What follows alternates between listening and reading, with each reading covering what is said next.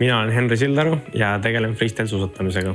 Minu esimene suur võistlus oli 2021. aastal ja see oli juunioride MM Krasnojarskis ja siis ma olin 14 aastat vana.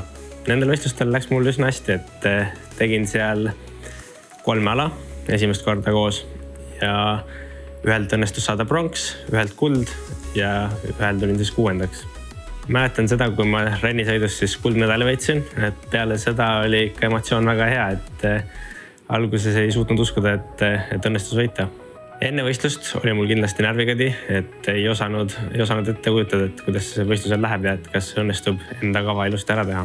Ma arvan, et mul oleks raske endale mingeid soovitusi anda, et kuna mul läks hästi, siis midagi nagu ei muudaks, aga ma arvan, et kui peaks andma, siis ütleks, et võta natuke rohkem suuski kaasa, et seal mõned suusad ikka läksid katki, et olin niisugune kasvuperioodis, et olid juuniorite suusad veel ja siis need läksid natuke lihtsamini katki nende maandumiste juures.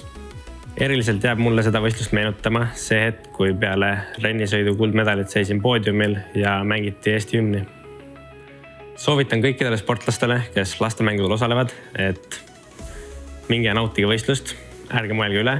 Kõik kindlasti alati tahavad üle mõelda, aga ei ole vajadust. Ja raske treeningul, lihtne lahingus.